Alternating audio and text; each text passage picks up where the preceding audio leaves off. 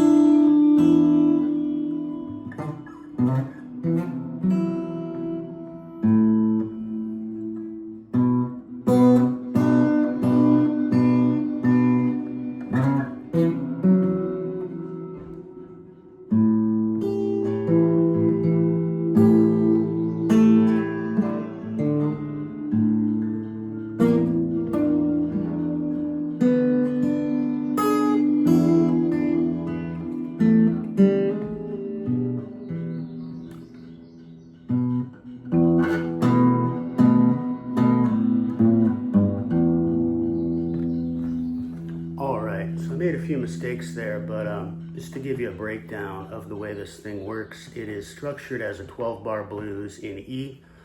The first measure, well, there's a few pickup notes to begin with there, that piece right there. Then the second measure, well, the first real complete measure is kind of based around this motif with E7 on the high strings, climbing up to these. Then there's this kind of figure. It repeats throughout the piece. And this particular bar of E7 has this slide motif on the bottom, which isn't always a part of that, but is a part of the song repeatedly. It does use a fast 4-chord format, so the next bar is this A7 bit, which is probably the most satisfying thing in the song to play, where you kind of start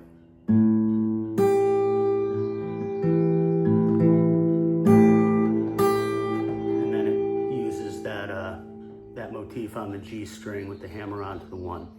So bar of E7, bar of A7, and then 2 bars to round out the first 4 of E7. But the first one uses that motif we talked about before with the variant of that, and there's a second E7 structure in there that kind of goes like this. So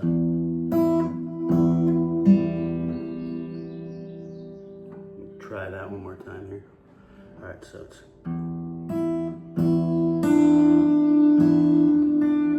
and that also ends with that slide on the bottom. So there's 2 bars of E7, the 2 different kinds. Then there's 2 bars of A7, where this sort of motif here repeats several times. We go back to this first E7 motif, but with a variation. Now, instead of just going here, we have a pinch like that in the middle of the bar. And then we sort of walk back down. We again have that second E7 for the, I guess that would be the 7th and 8th bars.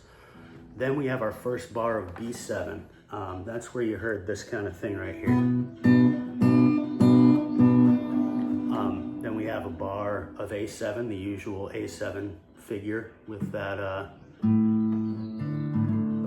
that motif. We have a bar of E7 that repeats the last one, and then we end on just kind of a, and then I do this at the end to answer the initial pickup notes, and that's one time through. Obviously, if I was going to do like a full arrangement of this, and that will be my next goal once I have the timing down on this, what I'd probably do is repeat that whole thing with variations. Maybe do a passage the third time through where I'm primarily strumming chords, maybe add vocals, I don't know. But obviously a 12-bar blues isn't the kind of thing you normally play one time through. So, you know, if you're strumming a 12-bar blues, we've all seen that sort of thing, right? Where, you know, you might start out on this kind of E7. Go into an A7 like this. And it would repeat. You'd have E, A, E, E, A, E, E. And then, you know, your B7 motif would come in for, you know, that last set of 4 bars, either just to start it, or it might repeat as part of a turnaround. And that might just be the introduction to the piece, or you might have somebody soloing over that, where the vocals might kick in after the first time through. So structurally, a 12-bar blues is more of a piece of a song than a song unto itself. But like I said, this is really more of a teaching piece, a way to get things under your fingers. After I've mastered this, well, before I've mastered this, because I don't think I'll ever truly master this, I'm gonna move on to another fingerstyle piece. I'm thinking of using Shake That Thing by Mississippi John Hurt. Kind of almost ragtime feel to it. It's something I can only play very slowly. I won't attempt it here and now, but yeah, that's where I'm at with the fingerstyle blues piece I'm working on. In the next couple of days, you can expect maybe a explanation of where I'm at with my electric guitar, some of the scale practices I use. I might break that down in more detail. But some lessons I learned from playing this: first and foremost, understand the format, and especially in a fingerstyle piece, understand what's going on chordally. Because the first time I tried to learn this, first of all, it seemed random. I didn't understand the overall structure. But once I looked at it in terms of chords, it's like, oh, of course, it's 12-bar blues with a fast 4. And despite the fact that my fingers don't stay on chords, they do sort of orbit around basic chords. So it's worth taking the time to just play this through with, you know, like I was doing right there. Just strum E7s or strum a couple variants of E7. Strum your A7s. Couple different variants. Strum your B7. That gives you a sense of how the song is structured overall. It lets you sort of outline it in your mind. It lets you play along with the track. So you are playing rhythm, in essence, to what the track is doing melodically. Obviously, as a fingerstyle blues piece, you're kind of combining chords and rhythm, but the fingerstyle blues piece played with you comping the chords in the background, the piece itself kind of functions almost as a melody in its own right. So it's a great way to get the song into your head, into your ears. I would recommend starting there. Another important thing to do is to understand, in terms of chords and scales, what's actually happening with some of these figures. So this is like a typical way that one might construct E7 on the lower strings here. See, I've got my middle finger on the 3rd fret of the G and my index finger on the 2nd fret of the B. So that's one form of E7, or a way of creating E7, or a way of suggesting E7 even. Those of you who play blues, who might play blues electrically or in more traditional formats, you might be familiar with this kind of like a shuffle riff, if you know what I'm talking about, where you're...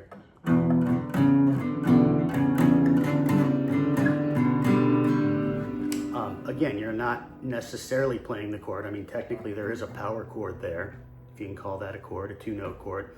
But what you're really doing is you're suggesting the tones of the scale in such a way as to make chordal associations that, whether the hearer understands them or not, they can't help but make those associations.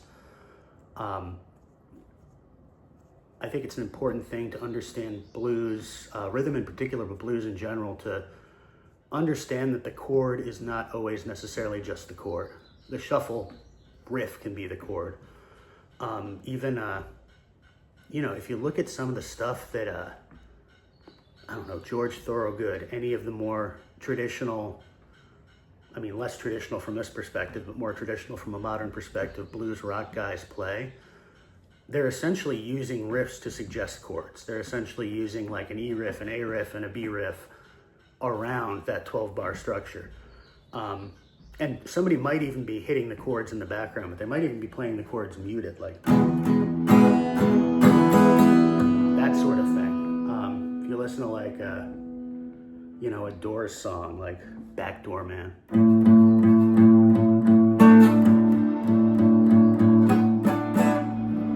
Didn't play that very well, but you understand what I'm talking about. That's functioning rhythmically, even though you're in essence plucking single strings, doing bends, that sort of thing. It's still functioning as the rhythm track of the song. And obviously there's going to be a drummer, there's going to be other instruments at play that make it a little more complex. But I think one of the most important things to keep focus on, and one of the easiest things to forget when you approach fingerstyle blues, is that you're playing the blues. It's going to follow a structure. It's going to follow chords that are part of orthodox guitar theory.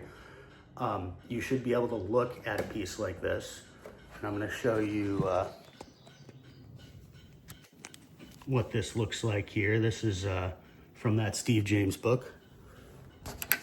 You should be able to look at a piece like this, and you even see that there's little chord diagrams of what versions of the chords these riffs are built around.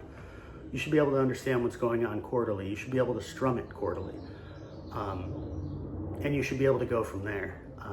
Never lose sight of the fact that you're actually playing a blues. Don't get caught up in the individual notes. What string is that again? Look at the chords, come back to the chords. I even did an exercise briefly while I was getting this under my fingers where if I didn't understand the riff, I would just revert to that chord and try to keep time. Now, I did horribly at that. That's going to improve as I do it more, but as a beginner, I think that's a valuable exercise because you've got to be tied into that form at the end of the day. Thank you very much. Next couple installments here, you can expect some of my electrical work, what I'm working on in terms of riff, structures, how those fit with my scales, and how I'm working on transposing riffs. So I have a vocabulary in a number of common keys. And thank you for your time.